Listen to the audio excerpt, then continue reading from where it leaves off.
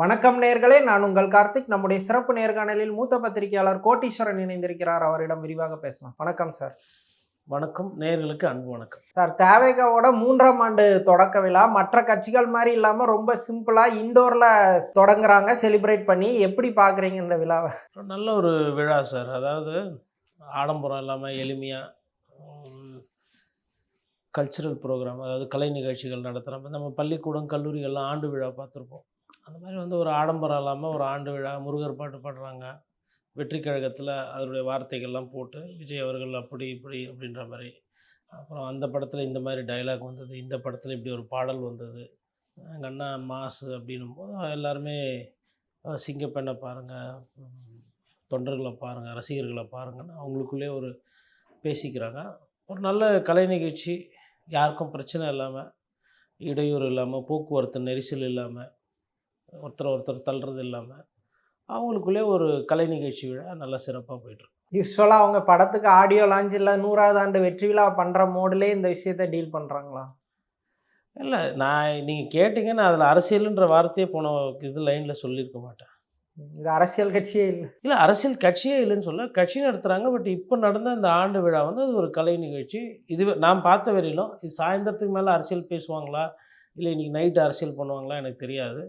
நான் காலையில் கேள்விப்பட்ட வரையிலும் நண்பர்கள் அங்கே ஒரு சிலர் பனையூருக்கு போயிருக்கிறாங்க. அங்கே சாலைகள்லாம் இந்த ஒயிலாட்டம், கரகாட்டம் இதெல்லாம் போட்டு ஒரு ஊரில் எப்படி திருவிழா நடக்கும். நம்ம ஊர்லலாம் போய் பார்த்திங்கன்னா, நம்ம திருவண்ணாமலை அந்த சைடு தாண்டிங்க, இல்லை உங்களுக்கு சேலம் அந்த சைட்லாம் பண்ணால் அந்த ஊரில் ஈரோடுலலாம் காப்பு கட்டுறது சொல்லுவாங்க. சத்தியமங்கலத்துக்கிட்டலாம் ஊரில் காப்பு கட்டிட்டு ஒரு திருவிழா மாதிரி நடத்துவாங்க. அந்த மாதிரி ஒரு திருவிழா மாதிரி அங்கே நடந்துக்கிட்டு இருக்கு. அது அரசியல் குறைவாகவும் இல்லை அரசியலே இல்லாமலும் ஒரு கலை நிகழ்ச்சி, 3 ஆண்டுகள் நிறைவு விழா, ஒரு கோயில் திருவிழா மாதிரி அந்த மாதிரி சிறப்பாக நடக்குது. யாருக்கும் மக்களுக்கு பாதுகாப்பு இல்லாமல் இண்டோராக நடக்குது. அது வரைக்கும் பாராட்டத்தக்க. அது வரைக்கும் பாராட்டத்தக்கது. சரி, நீங்கள் எப்பயுமே அவங்கள விமர்சனம் செய்யணுன்றது அவசியமே கிடையாது. அது நம்ம வேலையும் கிடையாது.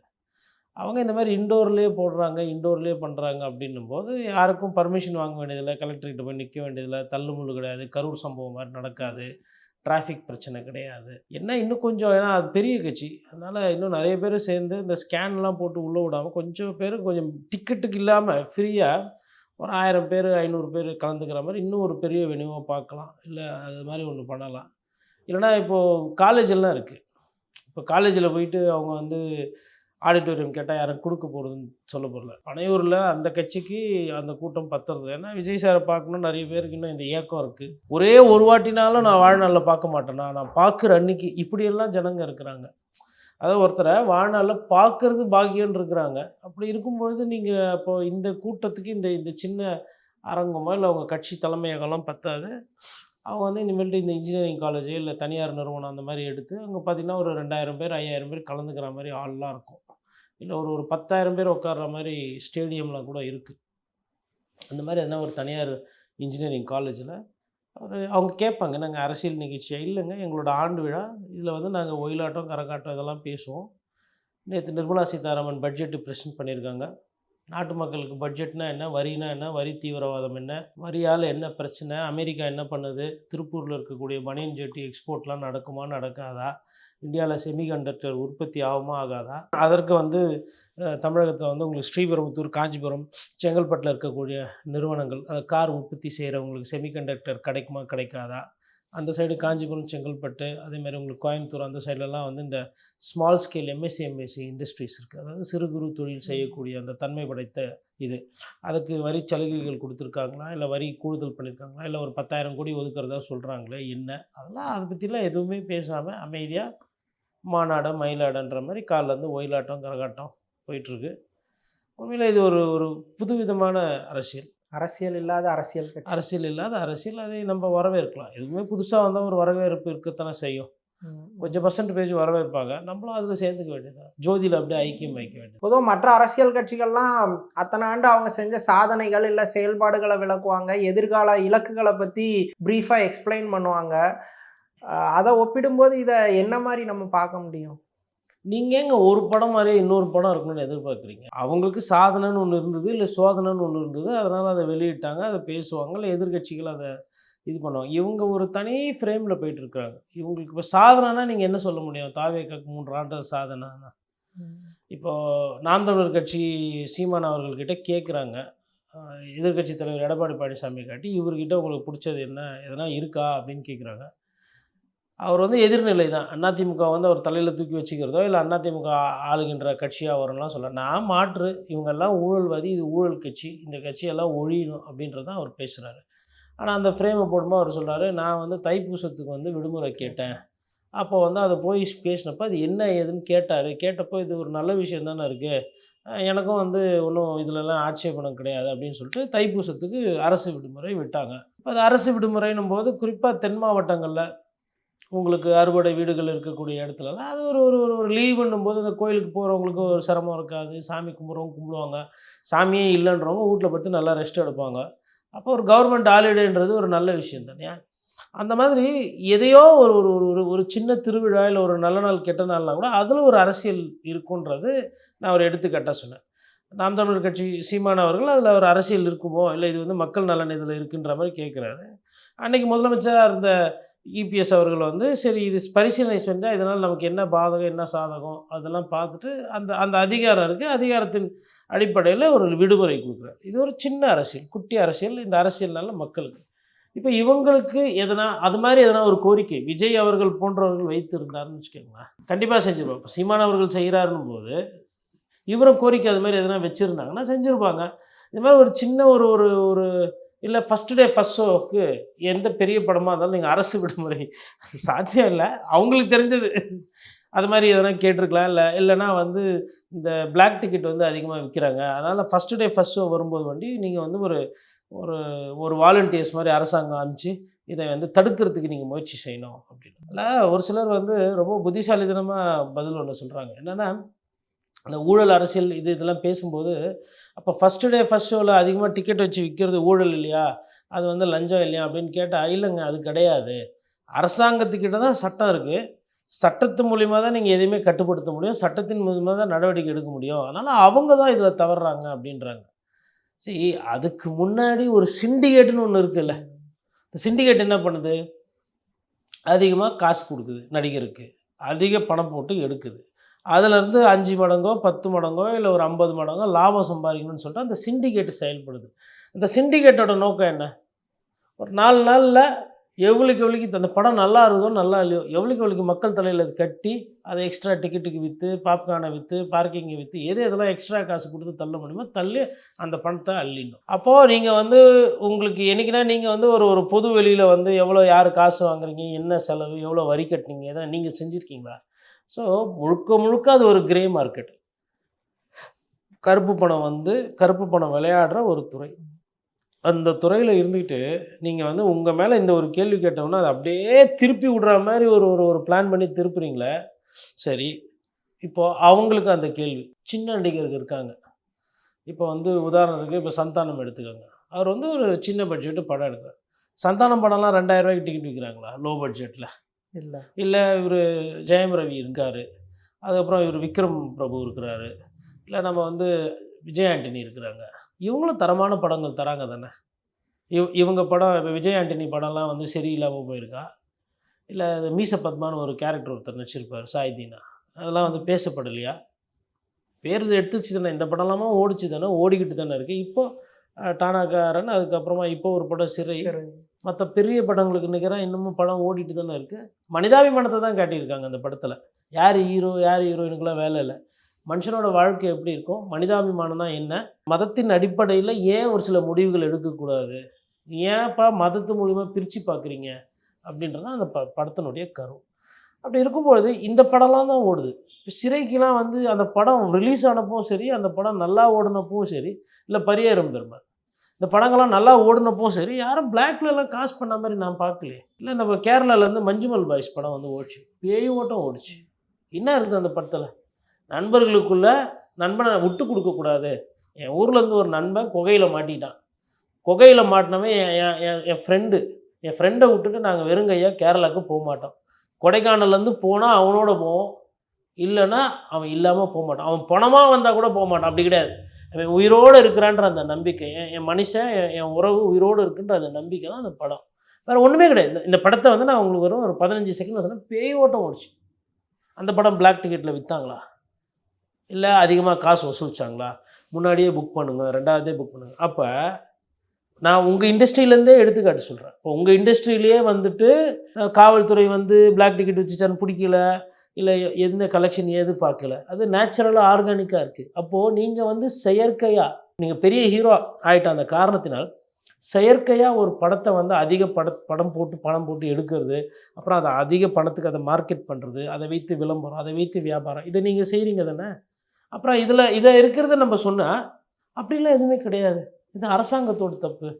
இப்போ விஜய் சார் வாங்குகிற அந்த 200 கோடியோ 150 கோடியோ அதில் வந்து ஸ்டாலின் அவர்களுக்கு எதனா காசு கொடுத்தாரா, லஞ்சமா? சரி, எடப்பாடி பழனிசாமிக்கு எதனா தேர்தல் நிதி கொடுத்தாங்களா அதிமுகவுக்கு? அந்த துட்டு யார் வீட்டுக்கு போச்சு, இல்லை யாருக்கு போகுது? விஜய்க்கு தான் போச்சு. அப்புறம் விளக்கம் கொடுத்துட்டு இருக்கிறீங்க. கம்முன்னு அமைதியாக போயிட்டா அதோடு சரி.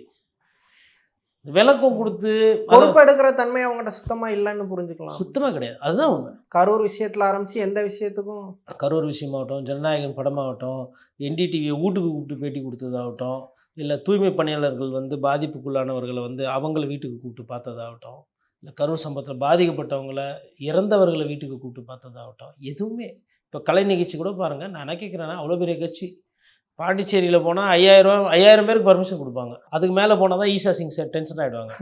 இப்போது இந்த நிகழ்ச்சியெல்லாம் விஜய் ரசிகர்களுக்கு கண்டிப்பாக பிடிக்கும். தெறி படத்துலேருந்து ஒரு பாட்டை இது அடுத்து 3வது விழாவை கட்டித்து 3வது விழா நிறைவாக திரைப்படத்தில் பாட வரும். அதை தொடர்ந்து மெர்சல் படத்தில் ஒரு பயங்கரமான ஒரு ஆடல் பாடல் நிகழ்ச்சி, இது உங்கள் விஜய் அண்ணாவுக்காக, நாளைய தமிழக முதல்வருக்காக அப்படின்னா செங்கோட்டையன் எப்படின்னு நெல்லிடுறாரு. முருகர் பாட்டெலாம் போட்டு பழைய பாட்டெலாம் போட்டால் ரசிக்கிறாரு, புது பாட்டு போட்டால் அப்படியே நெல்லிடுறாரு. அதே அப்செட்டில் இருந்த மாதிரி இருந்துச்சு. அதான் அப்போ நான் என்ன கேட்குறேன்னா, இதெல்லாம் பண்ணலாம், அவங்களுக்கு தெரியல. அதுக்கப்புறமா அவங்களுக்கு அரசியல்னா என்னன்னு தெரியலையா, இல்லை தெரிஞ்சும் நம்ம ஆடியன்ஸ்க்கு இதுதான் என்கேஜாக இருக்குது, என்டர்டைன்மெண்ட்டாக இருக்குன்னு இந்த ரூட்டில் தெரிஞ்ச மாதிரி நடிச்சுக்கிட்டு இருக்காங்க. அதுதான் உண்மை. சரி, தூங்குறவங்களாம் எழுப்பலாம், தூங்குற மாதிரி நடிக்கிறவங்கள எழுப்ப முடியாது தெரியும். அவங்க நினச்சிட்டு இருக்காங்க நமக்கு அரசியல் தெரியும், இதுதான் அரசியல்னு அவங்க நினச்சிட்டு இருக்காங்க. நேற்று ஒட்டுமொத்த இந்தியாவும் வந்து பட்ஜெட்டை பார்க்குது. பணக்காரன்லேருந்து மிடில் கிளாஸ்லேருந்து பணக்காரனாக ஆக முடியாதான்னு ஏங்குறவங்கலேருந்து பேங்க்கில் வேலை செய்கிறவங்க, ஸ்டாக் மார்க்கெட்டில் இருக்கவங்க, உற்பத்தி பண்ணுறவங்க, சிறு குறு தொழில் பண்ணுறவங்க எல்லாம் பண்ணுறாங்க. ஒரு கட்சி, நானும் இன்றைக்கி பேப்பரை திருப்பி பார்க்குறேன். எக்கனாமிக் டைம்ஸ் பார்க்குறேன், தந்தி பார்க்குறேன், தினமலர் பார்க்குறேன். ஒரு என் கண்ணுக்கு தெரியல, எங்கன்னா சின்ன பிட்டு செய்தி இல்லை ட்விட்டர் எதனா ஒளிஞ்சிருக்குமான்னு தெரியல. தாவேக்கா அந்த பட்ஜெட்டை பற்றி பேசின மாதிரியோ ஒரு இது தரும். இல்லை, அதை தான் நானும் கேட்க வந்தேன். பொதுவாக எல்லா கட்சிகளுமே அவங்க ஒப்பீனியன் சொல்லக்கூடிய ஒரு விஷயம் வந்து சென்ட்ரல் பட்ஜெட்டுக்கு வந்து ஒரு ஒப்பீனியன் சொல்லுறாங்க. ஒன்று வரவேற்று சொல்லுவாங்க, இல்லை அதுக்கு கண்டனம் தெரிவிப்பாங்க, அல்லது குறிப்பிட்ட திட்டங்களை வெல்கம் பண்ணுவாங்க. அந்த மாதிரி இருக்கும். இவங்க ஒரு ஒப்பீனியனுக்கு கூட நல்ல பட்ஜெட்டு நல்லா இல்லைன்ட்டு ஒரு விஷயம் கூட சொல்லலையே. இவங்களோட பொலிட்டிக்கல் ஆக்டிவிட்டியாக இவங்க எதை திங்க் பண்ணுறாங்க? அதான் அந்த வசூல் ராஜா எம்பிபிஎஸ்சில் கமல் சொல்லி, எனக்கு கேள்வியே தெரியலையே, நான் எப்படி பதில் சொல்கிறது, நான் யார், நான் ஒரு டுபா கூறு அப்படின்னு கமல் சார் அழுத்திட்டு சொல்லுவார்ல, அது உண்மையை சொல்வார். அது மாதிரி இந்த உண்மைத்தன்மை இவங்களுக்கு தெரில, அவ்வளோதான். அங்கே யார் பொருளாதார ஐஆர்எஸ் அருண்ராஜ் இருக்கிறாரு, அவருக்கு ஓரளவுக்கு தெரியும். அவராச்சும் ரியாக்ட் பண்ணியிருக்கலாம், இல்லை வேறு எதனா பேசியிருக்கலாம். ஒரு வேளை அவர் பேசி அது எனக்கு இன்றைக்கி வரலையா எனக்கு தெரியல, நான் 7-8 பேப்பர் வாங்குகிறேன், பேப்பரெல்லாம் படிக்கிறேன், என் கண்ணுக்கு தெரிலனா அப்போ நீங்கள் பெருசாக அதை வந்து பண்ணலை. அதாவது பட்ஜெட்டுன்றது என்னன்னாங்க, மத்திய பட்ஜெட்டுன்றது நம்ம போகிற ரயில், நமக்கு மத்திய அரசு கொடுக்கக்கூடிய உணவு, நம்மளோட பாதுகாப்பு, நம்மளோட கல்வி, நம்மளோட மருத்துவம், அதுக்கப்புறம் நம்மளோட தொழில், அப்புறம் கரண்ட் இன்ஃப்ராஸ்ட்ரக்சர் இது சம்மந்து, அதுக்கப்புறம் நம்மளோட மெடிக்கல் பாலிசி, இன்சூரன்ஸு, பேங்க்கு, வங்கி கணக்கு, நான் சொன்னது ஒரு 8 விஷயம் சொல்லியிருக்கேன். இதை தாண்டி இன்னொரு இந்த 8 பேசிக், இதுக்கு மத்திய அரசு என்ன செஞ்சு கிழிக்க போகுதுன்றது தான் பட்ஜெட். அதாவது நம்ம சம்பாதிக்கிற ஒரு ரூபாயிலையும் அந்த 1 ரூபா எல்லாரும் சம்பாதிக்கிறோம். இப்போ தாவேக்கால இருக்கிற நிர்வாகிகள் வந்து விஜய் சார் உட்பட எல்லாருமே சம்பாதிக்கிறாங்க, எல்லா பிரச்சனையும் சம்பாதிக்கிறாங்க. அந்த சம்பாதிக்கிற பணத்தை அவங்க என்ன பண்ணுறாங்க, என்ன பண்ண போகிறாங்க, அப்புறம் நம்மக்கிட்ட எவ்வளோ வரியை வாங்க போகிறாங்க என்னன்றது தான். உங்களுக்கு அதுக்குள்ளே வந்து எக்கனாமிக்ஸ் தெரியணும், ஜிடிபி தெரியணும், ஜிடிபி ரேஷியோ தெரியணும், ஃபிஸ்கல் டெஃபிசிட் தெரியணும், பட்ஜெட் எஸ்டிமேட்ஸ் என்ன, ப்ராஃபிட் ரெவென்யூ கேப் என்ன, ஃபண்டு அலோகேஷன் என்ன டிபார்ட்மெண்ட் போர்ட்ஃபோலியோஸ்க்கு, இவ்வளோலாம் தெரிய வேணாம். மியூச்சுவல் ஃபண்டுக்கு என்ன இன்சூரன்ஸ் ஏற்றிருக்காங்களா இல்லையா, இல்லை தனிநபர் வருமானத்தை இன்கம் டேக்ஸ் ஏற்றிருக்காங்களா குறைச்சிருக்காங்களா, இல்லை ஸ்டாக் மார்க்கெட்டில் எஸ்டிடி கேபிட்டல் கெயின்ஸ் அதில் எதனா சேஞ்சஸ் இருக்கா இல்லையா, இல்லை பேங்கிங் செக்டருக்கு எதனா ரிஃபார்ம்ஸ் கொண்டு வந்து, இவ்வளோலாம் தேவையில்லை. நான் இந்த வார்த்தைகள் எல்லாம் தாவேகாவை பயம்படுத்த நான் பேசல. இதெல்லாம் பல வருஷமாக எல்லாம் இருக்குது பட்ஜெட்டில். நாளைக்கு நீங்கள் முதலமைச்சர் ஆனீங்கன்னா உங்கள் துறையிலையும் நீங்கள் பட்ஜெட் போடணும். தமிழ்நாடு பட்ஜெட்டை நீங்கள் தான் இது பண்ணீங்க. மேபி ஐயா திரு அருண்ராஜ் மேபி, ஏன்னா உங்கள் கூட்டத்திலே அதிகம் மெத்தப்பட்சவர் அவர் தான். அவரை நீங்கள் ஒரு வேளை நாளைக்கு ஃபினான்ஸ் மினிஸ்டராக போட்டிங்கன்னா கூட அவருக்கு இதெல்லாம் தெரியுமான்றது எங்களுக்கு தெரியணும் இல்லையா? எதுவுமே இல்லாமல் விஜய் மாற்றம் அப்படின்னா என்னது இது? அதெல்லாம் தெரில, அவங்களுக்கு அரசியல் தெரியல. அதனால் ஏன்னா ஒரு எல்லாத்தையுமே கடந்து போகிறது. பட்ஜெட்டுன்றது ஏதோ 9 முறை நிர்மலா சீதாராமன் அவர்கள் வந்து தாக்கல் பண்ணுற ஒரு நிகழ்வு அல்லங்க. ஒட்டுமொத்த இந்திய திருநாட்டினுடைய ஒரு இது. இப்போது இதே வந்து அஜித் இருக்கிறாரு.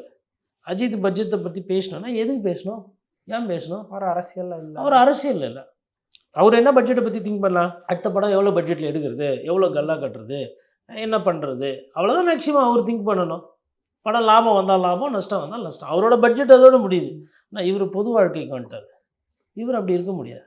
அப்போ இவர் ஏதோ ஒன்று கட்சியோ இல்லை யாரையும் ரியாக்ட் பண்ணோம். அப்போது ஒரு ஏன்னா நேற்று வந்து எதிர்கட்சியில் இப்போ நான் சொல்கிறேன், ஐயா சிதம்பரத்தை நான் விமர்சனம் நிறைய வாட்டி பண்ணியிருப்பேன். இப்போது போய் யாரோ ஒருத்தர் கதவு தட்டி அவர் அப்பாயின்மெண்ட் கொடுக்கல, ஒருவேளை கொடுத்தாருன்னா அரை மணி நேரம் தங்கு தடையின்றி நேற்று பட்ஜெட்டை பிரித்து மேய்வார். சப்ஜெக்ட் தெரியும். ஏன்னா ஒரு ஃபினான்ஸு, ஒரு பண பரிவர்த்தனை இல்லை பொருளாதாரம் அப்படின்றதெல்லாம் கடந்து போகிற விஷயம் இல்லைங்க. எதை தான் கடந்து போவீங்க? எல்லாத்தையுமே கடந்து போவீங்க. நாளைக்கு வெள்ள பாதிப்பு வருது, அப்போது ஒரு நேஷ்னல் டிசாஸ்டர் பற்றி தெரியாது. அப்போது சரி, அரசியல்வாதினா மக்கள் பிரச்சனைகள், மக்கள் தேவைகள், மக்களுக்கு என்னென்னலாம் நடக்குது, சட்டத்திட்டங்கள் இதெல்லாம் தெரியணுங்க.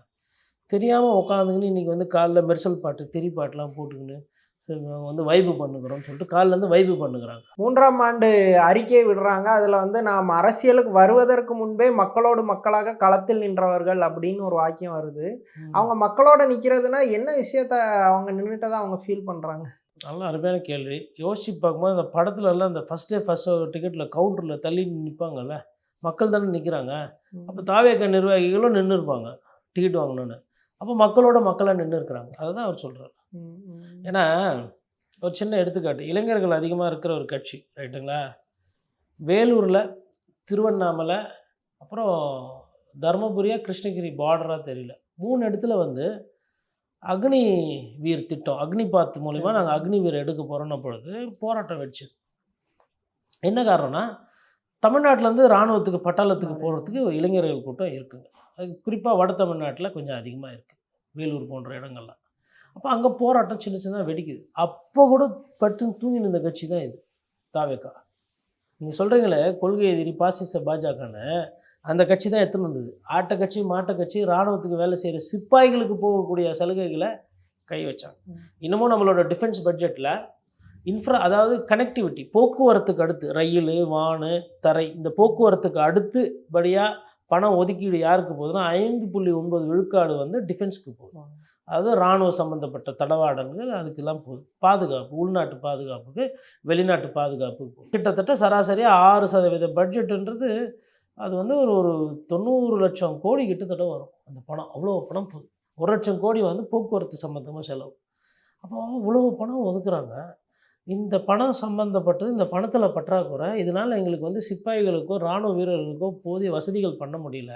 அவங்களோட பெனிஃபிட்ஸை கம்மி பண்ணி அவங்களுக்கு நாங்கள் வேறு ஒரு திட்டம் கொடுக்குறோன்னு சொல்லி மத்திய அரசாங்கம் தான் மடைமாற்றம் பண்ணி பண்ணுதுங்க. அது என்னன்னே தெரியாமல் இருந்த ஒரு கட்சி தான் தாவேகா. சரி, அன்றைக்கி பண்ணிட்டாங்க, இன்றைக்கும் இருக்க அக்னி வீர் பிரச்சனை இருக்குது, தெரியாது. அப்போது நான் ஒரு எடுத்துக்காட்டுகள் தான் சொல்கிறேன் எல்லாமே. அப்போ என்ன ஏதுன்னு தெரியாத ஒரு கட்சி. அவங்களுக்கு தெரிஞ்சது ஒன்றெல்லாம் திமுக எதிர்ப்பு தான். சரி, திமுக எதிர்ப்பு அதையாச்சும் தீர்க்கமாக செய்கிறீங்களா? ஏன் நேரு பற்றி ஒரு 2 நிமிஷம் பேசினால, பாட்டிலுக்கு 10 ரூபா டாஸ்மாக் பாட்டு போயிட்டீங்க. அதுக்கப்புறம் வேறு எதுவுமே இல்லையே. இப்போ ஏதோ ஒரு எம்எல்ஏ சட்டமன்ற உறுப்பினரோட மகன் வந்துட்டு கொலை முயற்சி ஒரு ஊடக நிறுவனத்தில் போன செய்தி சேகரிக்கவங்க மேலே போயிருக்காங்க. மண் திருடுறது சட்டத்துக்கு புறம்பாக பர்மிஷன் இல்லாமல் திருடுனா திருட்டு தான். மலையை குடைஞ்சி யாருக்கும் தெரியாமல் குவாரி பண்ணிங்க அப்படின்னா தப்பு தான். அதாவது எப்படின்னா, இவ்வளோ ஒரு 5 டன் எடுக்கிறதுக்கு பர்மிஷன் வாங்குறாங்கன்னா அவங்க வந்து 50 டன் எடுப்பாங்க. 5 டன் எங்கே இருக்குது, 50 டன் எங்கே இருக்குது? இதுதான் எல்லா குவாரிலையும் நடக்கிறது. இதை வந்து பத்திரிகையாளர்கள் ஒவ்வொரு வாட்டியும் வந்து ஒரு நல்ல சம்டைம்ஸ் நிறைய தாசில்தார்கள் மணல் லாரி ஏற்றி சாவடிச்ச ஒரு மோசமான ஊர் தான் நம்ம ஊர். இப்போது பணத்தாசை எவ்வளோ அரசியல்வாதிகளுக்குள்ள ஊடுருவி இன்றைக்கி பார்த்திங்கன்னா எல்லா சைட்லேயும் பிரச்சனை. கன்னியாகுமரியில் குவாரி பிரச்சனை இருக்குன்றாங்க, திருநெல்வேலியில் இருக்குன்றாங்க, கிருஷ்ணகிரியில் இருக்குன்றாங்க, திருவள்ளூரில் ஒரு சில இடத்துல மண் எடுக்கிறாங்கன்றாங்க ஆற்றுப்படுக்கையில். ஒவ்வொரு இடத்துல ஒவ்வொரு மாதிரி, ஒன்று மலையை வச்சு குடஞ்சி எடுத்துன்னு போகிறான், இல்லை ஆற்றுலேருந்து மண்ணத்து கனிம வளம் இயற்கை வளன்றது சுரண்டப்படுகிறது. இப்போது இது இந்த மண்ணில் இருக்கிற பிரச்சனை.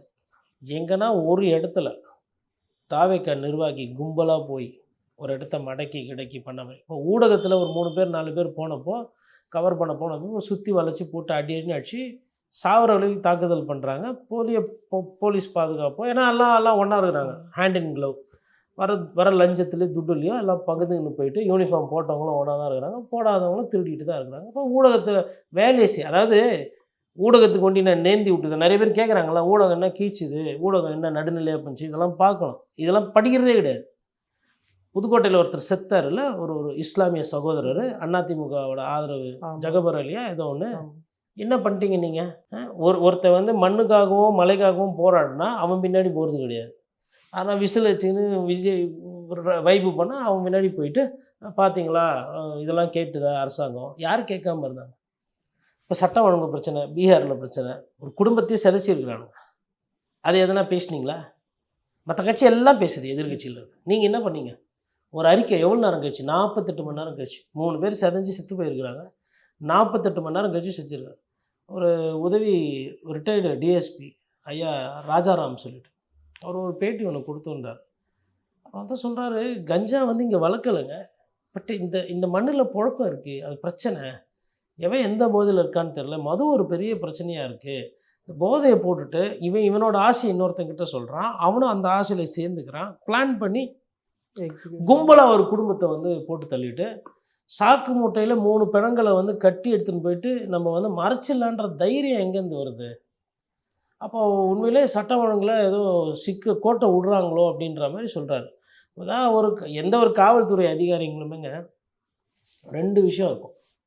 ஒன்று, அவங்க வேலை செஞ்ச டிபார்ட்மெண்ட் மீது ஒரு பாசம் இருக்கும். அதாவது பாசன்றதை விட அது வந்து எப்படின்னா பொதுவாக விட்டு கொடுக்க மாட்டாங்க. கரெக்டான வார்த்தை விட்டு கொடுக்க மாட்டாங்க. இப்போ நீங்கள் எந்த ஒரு ரிட்டையர்டு போலீஸ்கிட்டையும் போயிட்டு நீங்கள் அவங்க டிபார்ட்மெண்ட் பற்றி லாக்அப் கஸ்டடி எதையுமே ஒத்துக்கவே மாட்டாங்க. அதாவது லாக்அப் டெத் ஆகட்டும், அவன் திருடன், அவனை பின்ன வச்சு நான் கொஞ்சம் சொல்கிறீங்களா, அப்போ திருடனை கொடுத்துருப்பா ராஜா அப்படின்னா அவன் கொடுத்துருவானா? நீங்கள் வந்து போலீஸ்க்கு வந்து எப்பயுமே 2 பேர் வருவான், ஒருத்தன் பாதிக்கப்பட்டான் இல்லை ஒருத்தன் கம்ப்ளைண்ட் கொடுத்தவன். 2 பேரும் வந்து யாருக்கு ஒருத்தருக்கு ஒன்று சொன்னாலும் இன்னொருத்தன் போலீஸை தான் திட்ட போகிறான். இதுதான் இவங்களோட பேச்சு, இதுதான் இருக்கும். டிபார்ட்மெண்ட்டால் அதிகமாக பாதிக்கப்பட்டவங்களும் பார்த்தீங்கன்னா காவல்துறையில் இருக்கிறவங்கள தான் இருப்பாங்க. ஆனாலும் இந்த டிபார்ட்மெண்ட்டை விட்டு கொடுக்க மாட்டாங்க. ஆனால் சமீபமாக ஒரு சிலர் பேசுகிறாங்க, அதுவும் அவங்க டிபார்ட்மெண்ட்டை குறை சொல்லி பேசலை. ஆனால் சொல்கிறாங்கன்னா சமுதாயம் இப்படி போகுது, எக்ஸ்ட்ரீமாக தலைமுறை இப்படி போகுது, இது எங்களால் ஜீரணிக்க முடியல. ஏன் அப்படி சொல்கிறாங்கன்னா, அவங்க வீட்டு குழந்தைகளும் அவங்க வீட்டு மனுஷாலும் இந்த சமுதாயத்தில் தான் வளரணும். ஃபஸ்ட்டு சமுதாயத்து மேலே இருக்கிற அக்கறை, 2வது சுயநலம், தான் குடும்பம் நல்லா இருக்கணுன்ற சுயநலம். இந்த தான் குடும்பம் நல்லா இருக்கணுன்ற சுயநலம் யாருக்கு இல்லை தமிழ்நாட்டில்? அப்போ இவ்வளோ விஷயம் நடந்தது எதுவுமே தெரியாமல் நீங்கள் வந்து 3வது வருஷம் விசில் ஊதி நேற்று பொதுச் செயலாளர் பேசுகிறாரு. இப்போ நம்ம இவ்வளோ நேரம் பேசினது பொதுமக்கள் பிரச்சனை, அரசியல் பேசணும். நாட்டில் விசிலே கிடைக்கல, தலைவர் வாயில் வச்சு ஊதுன ஒன்று 5 நிமிஷத்தில் பூரா இடமும் போய் சேர்ந்துச்சு, சின்னம் உலகம் பூரா போயிடுச்சு. எப்படி இந்தோனேஷியாவில் ஓட்டு போட போகிறாங்களா உங்களுக்கு? உலகம் பூரா போயிடுச்சு, விசிலே தட்டுப்பாடு. அதனால் தலைவர் நினச்சாருன்னா இப்படி ஒரு அரசியல் பயணம். ஓகே சார், தமிழ்நாடு அரசியல் குறித்து பல விஷயங்களை ரொம்ப விரிவாக பேசுனீங்க. நன்றி.